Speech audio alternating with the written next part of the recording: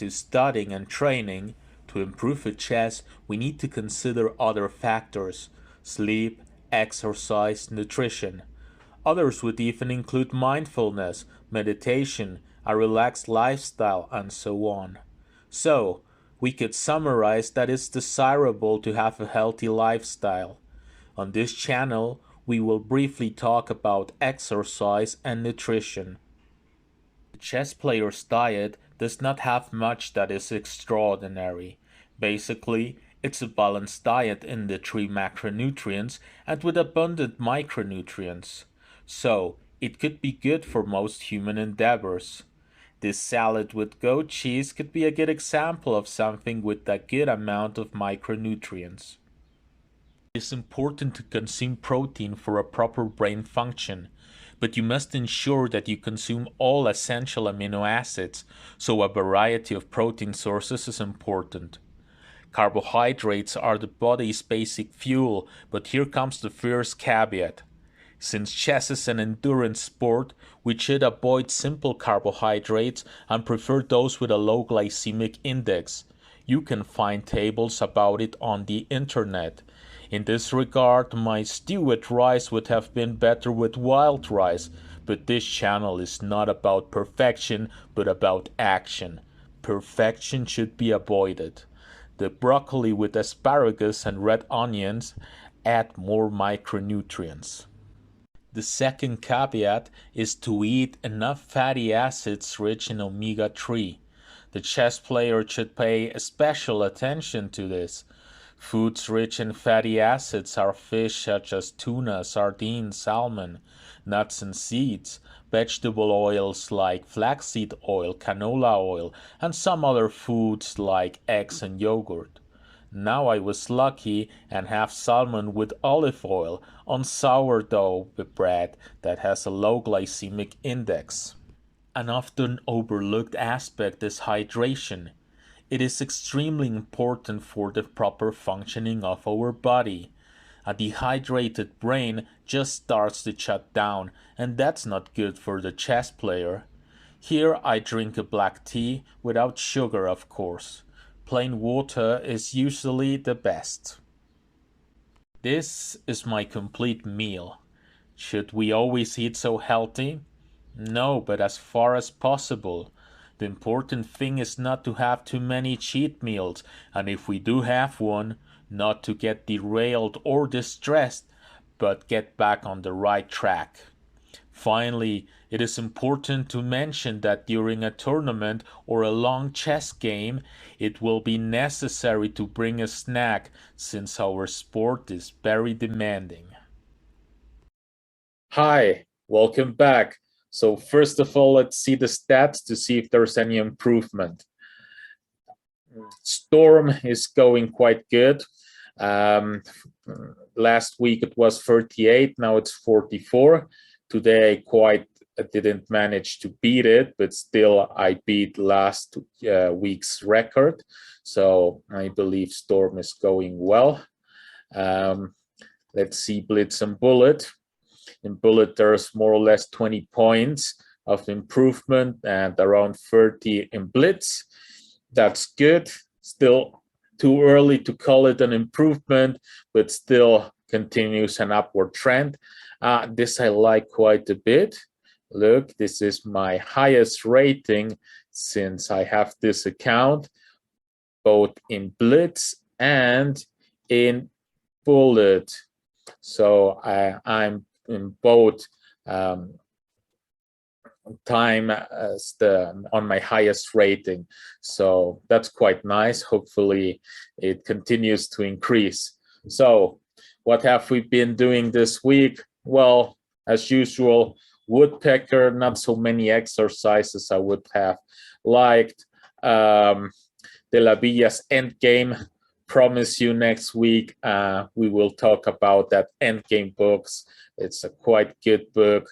And of course, for this week, we'll see more about Daborin's book.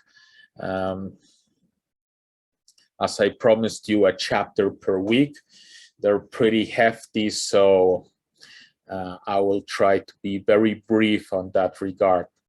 Okay, what I like about Davorin's book is that he begins each chapter with a position that you have to analyze and try to find a continuation. So in this position, it's black to move, and the move is slightly surprising. It's not the only move, but as Tavorin says, it's the best technical move. So what you have to take into consideration is the opposite colored bishops. Remember, this is quite not an end game. This is still a middle game, so it changes a bit. Let's see what you can find. Next position, this was really surprising. You have to look at the whole board to find the solution. This one I find quite hard. So let's see, how do you perform? And the last position I found interesting. I believe there were like 7 or something like that. I'm only going to present you these 3. Remember, this is an endgame with rooks and minor pieces, but pawns are the stars in endgames. So take that into consideration. Now, what is Davorin saying in this first chapter? Well, that before asking yourself, what should I study? You should ask yourself, how should I study? The right mind frame. What do you have to focus on? So for Davorin, there are 2 main components. There are time and intelligent study. He says that most players don't put enough time into their training. And as any complex discipline like chess, time is essential. Intelligent study, okay, well, it's not only time, because we could just like see memes about chess or something, and that wouldn't be like intelligent study, right? So it's time and intelligent study. Here he mentioned some excuses that players make in order to not put the time into their study. That they, for example, don't have to study critical variations because they only play a sideline. That's a classic. Or they don't have to play close position, study them, because they're a tactical type of player. Okay, that hit me kind of hard, because I used to say something like that, or wanted to avoid close positions. I don't feel like solving end games because they're not practically useful. Well, some players said, I never arrived to the end game or something. But that's, of course, they're just trying to avoid it. And so they want to checkmate their opponent always and can't play without queens or so. Or skipping analysis session. It's very important. I think this point where I'm going to talk about it later on. So let's see. So he says that study must have effort and must be very focused. It's better to understand some concept really well than studying lots of subjects, but in a superficial manner. So he's talking that now we have lots of resources, material, and so on. And that's something very true. In the past, some decades ago, a chess trainer had the job to also give material to their students. And some students said, oh, this coach has this magazines from wherever, from Russia or so. And now it's quite the opposite. The job of a chess coach is to say, you don't need this 99% of available material. Focus in this 1% for now, and so on. So it's to help the students select what material to study. So yeah, don't get lost in this labyrinth of material and resources. There are too much. Nobody can study them all. Not all material is good. So about the mindset, well, he quotes Alexander Alekhine, the fourth world champion, sorry, and he says about, first, you have to be conscious of your own strengths and weaknesses. Then about the opponent's strengths and weaknesses. This sounds a lot like Sun Tzu, right? And third, a higher goal than one moment's satisfaction. So Davorin in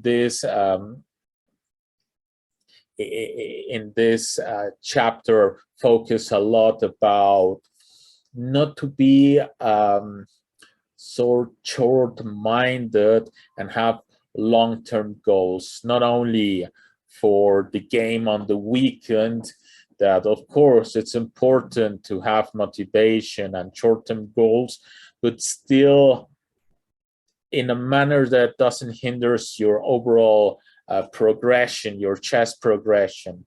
For example, if you just study this a defense in chess that have some traps or so on, and you want to caught your opponent in one trap, okay, it may work for the weekend or so, but it won't make you a better player. So it's better to study an opening that you can grasp the strategical sense of it. So that will be so much better in the long run. And in the long run, all these shortcuts really are a waste of time because you're not improving on your chess. So here he mentions some of players' mistakes, the lack of objectivity. This is a very common one. Shallow study approach. Again, he says, don't study too many subjects. Focus on a few of them, but try to be very profound in them to really understand them. Short run outlook, again, just thinking in the short term and playing too much. Well, this may be the main mistakes of players, that most of their time it's like playing in online chess, right? So we should avoid all four of them. And well, he mentions some time wasters, or maybe not time wasters, but to not abuse in these simple puzzles like check or take, or analyzing mostly with chess engine, or to see some commentated games, but without thinking on your own variations. In other words, he wants you to have your own opinions, to do this effort to try to solve chess problems by yourself.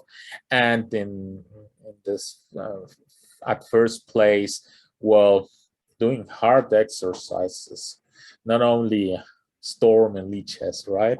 So here I like this anecdote that he told us, that in 2005, around the year 2000, he got his first laptop, and he, as a young player, thought that he would skyrocket because he had now a laptop like a real professional. But what happened is that his rating went below what it used to be. So not only he didn't make any advance in that regard, his rating decreased.